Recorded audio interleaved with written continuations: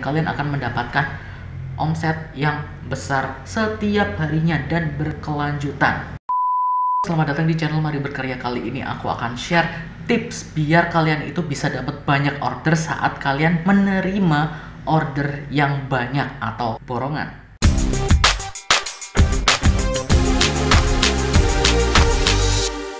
Jadi dari pengalamanku sebelumnya, aku banyak sekali belajar bagaimana cara kita untuk handle pesanan yang banyak banget.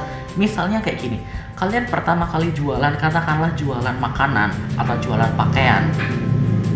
Tiba-tiba ada orang atau salah satu lembaga atau salah satu perusahaan atau bisnis atau pemerintah yang pesan banyak ke kalian, istilahnya pesan partaian atau borongan lah ke kalian.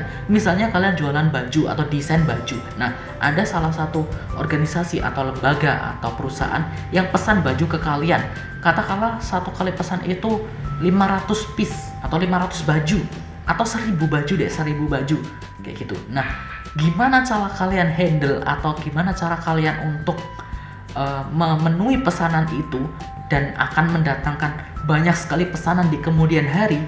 Kalian harus simak tips yang akan aku share berikut ini. Jadi kalau misalnya kalian itu dapat pesanan yang banyak, misalnya borongan atau partaian, ingat bahwa kalian itu harus subsidi ongkos kirim di awal-awal. Oke, terutama kalau misalnya yang pesan itu dari luar kota atau at least jauh lah dari kita. Misalnya kita ada di Surabaya, yang pesan itu ada di Aceh atau ada di Sulawesi atau ada di Kalimantan, yang dimana ongkos kirimnya itu sangat mahal. Waktu dulu pengalamanku itu ongkos kirim dari aku dulu jualan di Malang, kemudian ada customerku itu dari Palembang, ongkos kirimnya doang itu ada 3 juta rupiah ongkos kirimnya doang kayak gitu. Nah, untuk harga segitu di ongkos kirim itu terlalu mahal bagi mereka. Makanya kalau misalnya kalian ingin deals dan kalian ingin hubungan baik dengan customer atau dengan klien, maka kalian harus subsidi ongkos kirimnya. Misalnya waktu itu keuntungannya katakanlah ongkos kirimnya tadi ya 3 juta, tapi keuntungan kalian itu katakanlah 10 juta dari satu transaksi itu. Keuntungan kalian 10 juta, ongkos kirimnya 3 juta. Ya udah, kalian subsidi. Kalian subsidi ambil dari keuntungan kalian. Misalnya keuntungan kalian 10 juta, kalian subsidi 2 juta aja deh. Jadi keuntungan kalian cuma 8 juta. Si customer atau klien cukup bayar ongkos kirim 1 juta. Atau kalian subsidi semua free ongkir. Ya udah, untung kalian cuma 7 juta. It's okay, nggak masalah. Tapi nantinya customer akan puas, customer akan senang, maka mereka akan order lebih banyak lagi ke kita dan lebih rutin lagi ke kita. Karena itu tadi, kepercayaan. Oke, itu harus kalian banget jaga. Oke, harus kalian jaga banget kepercayaan itu, biar kalian itu bisa dapat orderan terus menerus. Beda kalau misalnya kalian itu fokus hanya keuntungan doang. Misalnya, ya ngapain aku harus memberikan keuntungan gue, ngapain aku harus mensubsidi, toh dia yang butuh, ya kayak gitu. Kalau misalkan memang dia itu katakanlah nih misalnya barang datang ternyata ada cacat, kalau misalnya kita mensubsidi ongkos kirim, kita bilang bahwa ongkos kirimnya 3 juta tapi bapak nggak usah bayar karena kita akan subsidi. Itu komitmen dari kita untuk orderan pertama kayak gitu. Meskipun ada cacat, mereka akan memaklumi. Kenapa? Karena kita sudah mensubsidi.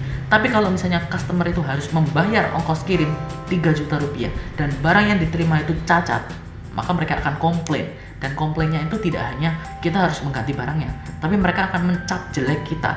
Keberlanjutan hubungan kita, hubungan bisnis kita itu akan hancur kayak gitu. Hanya gara-gara kita mementingkan keuntungan di awal, tapi kita mengorbankan masa depan kita. Kemudian yang nomor 2 adalah kalian harus berikan produk dengan kualitas yang paling bagus, terutama di awal. Oke, karena itu tadi kepercayaan. Kalau misalnya kalian itu berikan produk yang sangat bagus, katakanlah di luar atau lebih dari ekspektasi yang diharapkan. Misal ekspektasinya orang, katakanlah kalian jualan baju, ekspektasinya orang ya baju sablonan kayak biasalah kayak gitu, mudah luntur dan sebagainya. Tapi saat kalian buat baju itu dengan bagus, kalian pilih bahan yang bagus, pilih bahan yang lentur dan sebagainya, saat customer itu menerima barangnya dan sangat bagus hasilnya, mereka akan sangat wow, ini produk bagus banget, ini produk recommended banget. Maka nextnya kalau misalnya dia pengen beli lagi, dia akan order di kita. Mungkin kita harus menambahkan biaya dalam membuat produk yang bagus. Tapi nggak apa-apa, kita menambahkan biaya sedikit nggak apa-apa, at least orderan kita nambah terus, ada terus kayak gitu, daripada kita menghemat bahan baku untuk keuntungan kita, biar untungnya kita semakin gede tapi cuman deal sekali doang. Yang ngapain kayak gitu, ngapain kita cuman untung 10 juta deal sekali doang dan mengorbankan untung 8 juta tapi berkali-kali.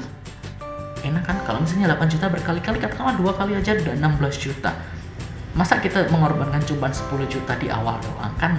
Kemudian yang nomor 3, tipsnya kalian bisa berikan harga spesial untuk pelanggan pertama. Misalnya kalian kasih diskon, atau kalian kasih subsidi harga, atau kalian kasih harga grosir katakanlah untuk orderan pertama. Atau kalau misalnya orderan di atas 500 pieces atau di atas 1000 pieces, maka akan ada potongan harga sekian per piecesnya kayak gitu.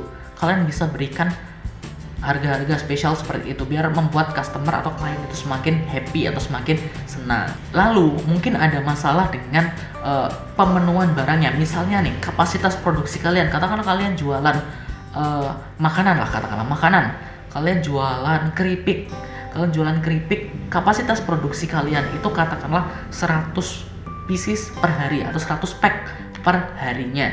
Itu kapasitas produksi maksimal kalian. Tapi customer mintanya katakanlah 5.000 pieces dalam waktu seminggu.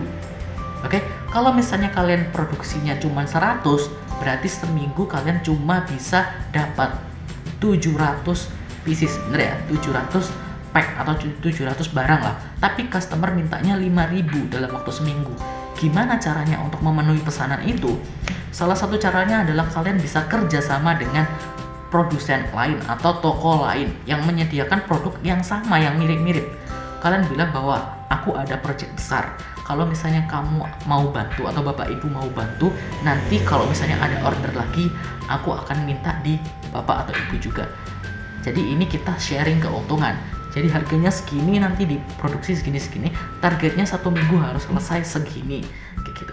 Kalian harus kerjasama. Sebisa mungkin jangan tolak pesanannya karena kalian kapasitas produksinya kecil ya. Jangan kayak gitu.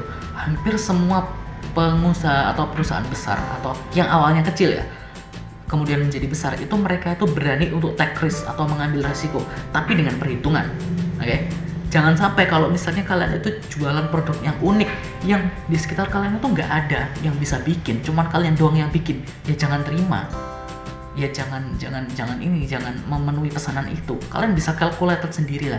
Kalau misalnya kalian jualan katakanlah keripik pisang, nah apakah di sekitar kalian itu banyak yang jualan keripik pisang yang at least sejenis atau serupa lah, kayak gitu. Kalau ada, kalian boleh terima orderan itu. Kalau enggak, jangan sekali-sekali, oke?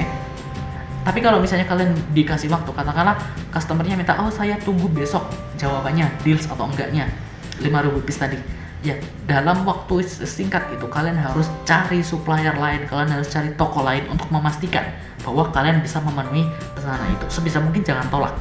Oke, itu tadi teman-teman tips gimana caranya biar kita itu semakin laris atau dapat banyak sekali pesanan tiap harinya atau terus menerus dari satu pesanan borongan. Jadi sebenarnya tipsnya atau kuncinya itu hanya satu dari semua itu, yaitu menjaga hubungan dan kepercayaan klien atau customer. Jadi kita harus memberikan sesuatu yang membuat customer itu senang di awal, oke? Dan di setelahnya ya kita harus menjaga itu. Kalau bisa ya kita nggak rugi, memang kita nggak rugi, tapi kalau bisa kita minimalisir keuntungan untuk memberikan sesuatu yang lebih biar customer itu order terus, ya why not? Kenapa kita harus mengambil keuntungan yang segede-gedenya kalau ordernya cuma sekali 2 kali doang, kayak gitu, oke?